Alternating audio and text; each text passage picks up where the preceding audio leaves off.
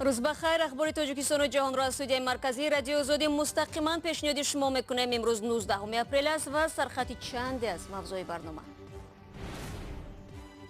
کی طرفدار و کی مقابل؟ پارلمان تاجیکستان مسئله شبگردی نورسانی تا 18 ساله را بحث نموده سازش تشخیص و علامتگذاری مرز با ازبکستان را تصویب کرد. شرطنامه به امضا رسیده دلیمیتاس 192 از 137 کیلومتر خط سرحدی دولتی تاجیکستان و ازبکستان را در بر گرفته است. شورای علمای исломӣ از مولای آوازخوان ҳимоят намуд. در صحبت با آزادی قاری شمشاد گفته بود که گاه سرود میخواند. اگر حیوانها زبان می‌داشتند شاید در نسبت بسته شدن ягона клиникаи давлати дар Душанбе садо баланд мекарданд. агар ин ниҳод набошад, худоё накарда ягон беморӣ хуруҷ кунад, кӣ ҷавоб мегӯяд?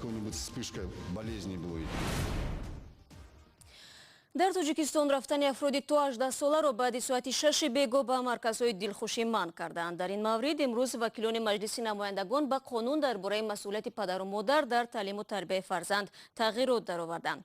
طبق اصلاحات من بعد والدان و مسئولان مرکزهای دلخوشی هم برای رعایت نکردن طلبات مذکور مجازات خواهند شد. مرکزهای دلخوشی، کلوب‌های شبانه، دیسک کلوب‌ها، تالارهای بوکمری و مرکزهای بازی‌های بردناک، طرفخانه‌ها و دیگر شخصهای واقعی و حقوقی که به تشکیل و گذراندن چاره‌بینی‌های فراغتی و اصلاحاتی مشغولند. در وقت شبانه به مرکزهای دلخوشی رفتن فرزندی تا 18 ساله‌شان را منع نمایند. از ساعت 18:00 تا ساعت 6 سحر به مرکزهای پیشنهاد بازی‌های کامپیوتری یا خدمت‌رسانی اینترنتی رفتن فرزندان نابالغ خود را اجازه ندهند. همکاران ما که در اجلاس امروزه پارلمان شرکت داشتند میگویند در برابر این مسئله وکیلان به بررسی سازشنامه مربوط به منطقه‌های بحثی با ازبکستان هم پرداختند. شادمانیتی گزارش می‌دهد. مجلسی نمایندگان تاجیکستان 19 اپریل سازشنامه تعیین مرز را با ازبکستان تصویب کرد. تاجیکستان با ازبکستان 1300 کیلومتر مرز مشترک دارند که سرنوشت 193 کیلومتر آن بحثناک بود. شرطنامه به امضا رسیده دلیمیتاس 192 از 137 کیلومتر خط سرحدی دولتی تاجیکستان و ازبکستان را در بر گرفته است. شرطنامه در راهی دوستی و حسن همجواری، احترام متقابل و برابری حقوقی، گزارش خط سرحدی دولتی بین جمهوری تاجیکستان و جمهوری ازبکستان در قطعه‌های علیحده از طرف پرزیدنت‌های هر دو کشور به امضا رسانیده شده است. بر اساس سازشنامه مذکور که روز 9 مارس در جریان سفر شوکت میرزیویف رئیس جمهوری ازبکستان در دوشنبه امضا شد، دو طرف عهد دادند که فرهاد را برای تقریبا نیم عصر دیگر همراه استفاده میبرند. آبانبار فرهاد در عهد شوروی سابق سالهای 1950 در قلمرو تاجیکستان بنیاد شده است و نیروگاه در قلمرو ازبکستان است. در زمان اسلام کریموف رئیس جمهوری پیشین ازبکستان یک مسئله عمده در بحث دو طرف برای تعیین و علامتگذاری مرز دو کشور بود. بعد از تصویب خط مرز اطراف نیروگاه فرهاد به بحث علامتگذاری مرز میان تاجیکستان و ازبکستان نقطه تمد گذاشته می شود. همکنون تنها حدود 1 کیلومتر مرز در کنار نیروگاه فرهاد نامعین باقی مانده است و خلاص.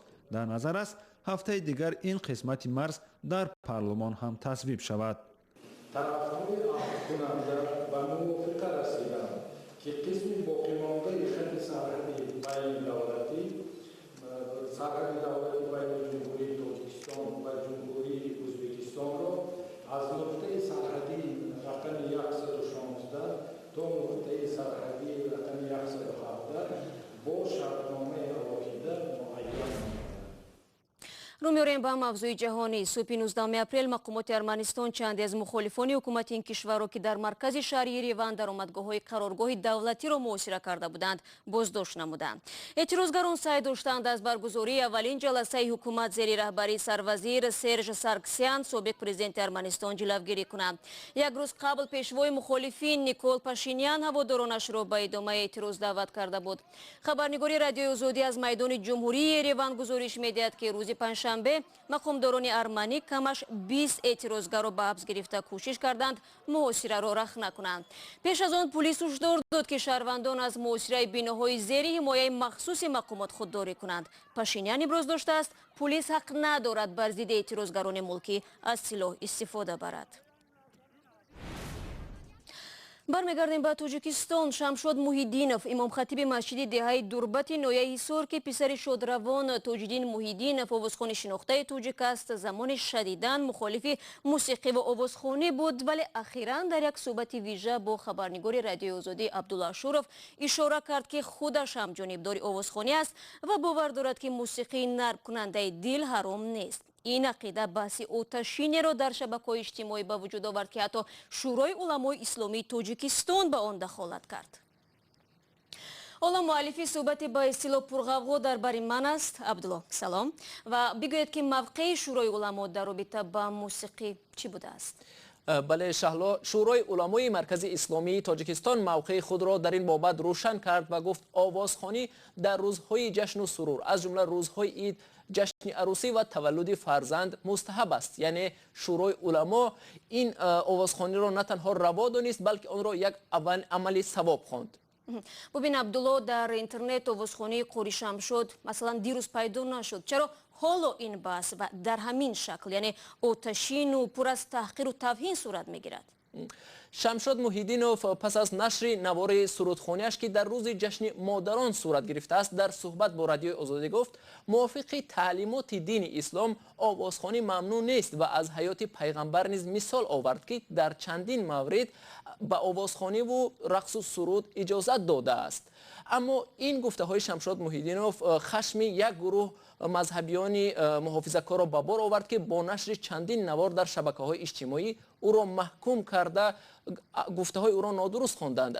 ин буд ки Шӯрои уламои Тоҷикистон ба ин баҳси доғ ворид шуд ва аз мавқеи Шамшод Муҳиддинов ҷонибдорӣ кард. зимнан Шӯрои уламои ҷумҳурии Тоҷикистон ягона ниҳоди фатводиҳанда аст ки ба ҷуз он касе тасмим гирифтан дар масоили мазҳабиро надорад. албатта пуштибонии Шӯрои уламо ва бархе аз тарафдоронаш бояд Қорӣ Шамшодро рӯҳбаланд карда бошад, аммо ба ҳар ҳол вақте шумо дубора ба Қорӣ Шамшод суҳбат кардед, баъди ин танқидҳо ӯ дар кадом ҳолат қарор дошт? Шамшод Муҳиддинов дар ҳалқаҳои динӣ бо исми Қорӣ Шамшод маъруф аст ва ӯ дар суҳбат бо мо гуфт аз мавҷи чунин таҳқиру танқид дар шабакаҳои иҷтимоӣ то ҳадди афсурда шудааст ва аз тангназарии мазҳабиён дар ҳайрат аст. ӯ гуфт аз хондани ин танқидҳо на танҳо худи ӯ афсурда шуд, балки модараш низ онро хонда бемор шудааст. фаҳмо. Ташаккур Абдулло барои тафсилот. Бинандаи азиз, суҳбати Абдулло бо Қорӣ Шамшод ва вокуниши Шӯрои уламои исломӣ дар вебсайти мо ва ҳам дар Озодӣ видео дастрас аст. шумо барномаи хабарии радиои Озодиро тамошо доред. рӯзи гузашта 7 узви як хонаводаро додгоҳи вилояти Суғд барои талоши пайвастан ба гурӯҳи даҳшатафкани давлати исломӣ мутаносибан аз 12 то 17 сол равонаи зиндон кард. хешовандони ин афрод ки яке аз онҳо зани 71 сола аст, таъини чунин ҷазоро сангин медонанд, аммо ба ҳар ҳол ин 7 нафар дар Тоҷикистон ҳукм гирифтаанд ва муҳлати ҷазоро дар маҳбасҳои ватан сипарӣ хоҳанд кард. вале шуморе аз занони ҷамоҳири шӯравӣ дар Ироқу Сурия боздошт шуданд ва муҷозоту шароит дар он кишварҳо шадидтар аз Тоҷикистон, Русия ва ё Қирғизистон аст. мақомоти Ироқ рӯзи 17 апрел ду занеро аз Чеченистони Русия бо ҷурми узвият дар гурӯҳи тундрави давлати исломӣ ба ҳабси абад маҳкум карданд. додгоҳ мегӯяд ки миллати ин ду зан дар асл доғистонӣ буда, онҳо дар Чеченистон зиндагӣ мекарданд. матбуоти давлатии Русия бо такя ба телевизиони Ироқ гуфт ки дар мурофиаи рӯзи гузашта ҳамчунин 3 зан аз Озарбойҷон ва 1 зан аз Қирғизистон ҳукми қатл гирифтанд. маълумот дар бораи ҳувияти ин занҳо дастрас нашудааст. همزمان خبرگزاری فرانس پرس میگوید که در مرافعه دادگاهی روز گذشته 5 زن آذربایجانی حکم اعدام گرفتند. 2 زنی که از چچنستان روسیه بودند و حکم ابد گرفتند در مرافعه با کودک‌های خرد حضور داشتند.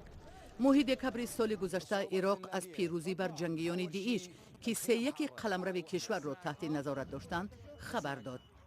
بر پایه قانون ضد تروریستی عراق آنهایی که رابطه‌شان با داعش ثابت شده است حتی اگر در خشونت‌ها دست نداشتند مجازات می‌شوند. گفته می‌شود که عراق بیش از 1000 زن خارجی را برای همدستیشان با گروه تندرو دولت اسلامی بازداشت کرده است.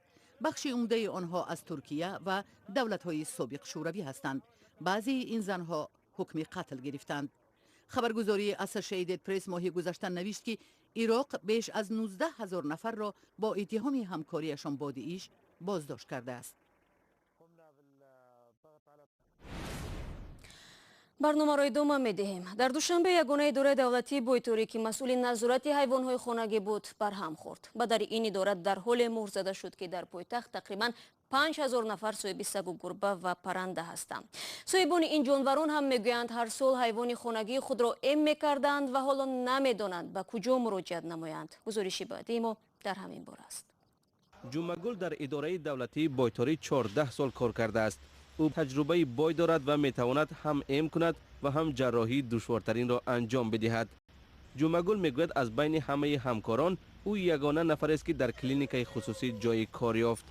қабл аз баста шудани идораи давлатии байторӣ ҳамаи ходимон аз санҷиш ва ё аттестатсия гузашта буданд, вале ҳоло ҳамаи онҳо ки 10 нафаранд бекор монданд. баъди аттестатсия эълон карданд ки шумо мисол гузаште ами аттестатсия 15.5 балл гирифте гуфта эълон карданд. баъди вай гирифтан моро ами ҷои кор мисол холӣ карданд ки штат надори штати ветеринарӣ. соҳибони ҳайвонҳои хонагӣ дар тоҷикистон аз баста шудани идораи давлатии байторӣ норозиянд. онҳо то ин муддат имкон доштанд байторонро ба хона низ даъват кунанд. байторон низ бидуни иҷозат ҷуръати фаъолиятро надоранд. боша бо соза мисол вақти ваям наҷот меёва мисол соз мешава шифо меёва мисол мо ҳам хирсанд мешавем мисол амо ҳайвона меад гуноҳ намешада. баъди барҳам хӯрдани идораи давлатии байторӣ табобат ва аз бемориҳои ҳорӣ ройгон эм кардани ҳайвонҳои хонагӣ зери суол рафт. мутахассисон мегӯянд чунин вазъият метавонад паёмадҳои ногувор дошта бошад.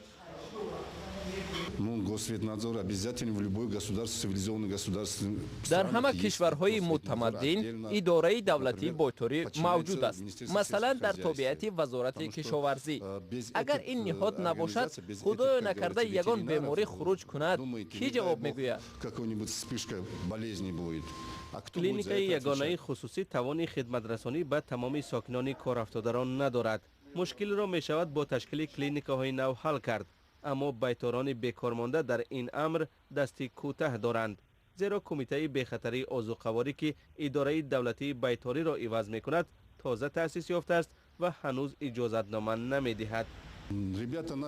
кормандони собиқи идораи давлатии байторӣ ҳам мехоҳанд клиникаи хусусӣ ташкил кунанд. агар чунин клиникаҳо бештар шавад, назорати вазъияти байторӣ беҳтар мегардад. бинои идораи байтории барҳамхӯрда солҳои зиёд дар ҳолати садамавӣ қарор дошт. аз боми он об мечакад ва фаршҳояш бетониву хунуканд. инҷо шароити дурусти ҷарроҳӣ кардан ва нигаҳдории ҳайвонҳоро надорад.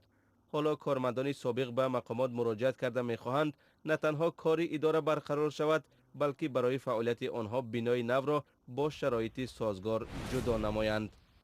ва ҳоло хабаре ки дар ҳоли таҳаввул аст. президенти қирғизистон ҳукуматашро пароканда кард. аз 120 намояндаи парлумон 105 нафар ба тарафдории адами эътимод ба ҳукумат овоз доданд. истеъфои ҳукумат бо ибтикори гурӯҳи мухолифин дар парлумон сурат гирифт. президенти пешин алмусбек отамбоев баъди рафтан аз қудрат дар моҳи ноябри соли гузашта чанд моҳ аз зуҳури густурда дар мадди назарҳо худдорӣ кард. аммо баъди интихоб шудан ба ҳайси раҳбари ҳизби социал-демократ дар рӯзи 31 март ҷойгузини худ Сооронбой Ҷейнбековро чанд маврид ошкоро танқид кард. сафари соқифи 39-сола аз шарикони наздики Алмусбек Отамбоев буда моҳи август ба мақоми нахуст вазири Қирғизистон омад. 15 دقیقه که در اختیار داشتیم به پایان میرسد. خبرگزاری‌های بیشتری ما را در وبسایت رادیوی آزادی و آزادی ویدیو یوتیوب دنبال کنید. تشکر که امروز نیز با ما بودید و فردا شما را در همین استودیو منتظریم. خدا نگهدار.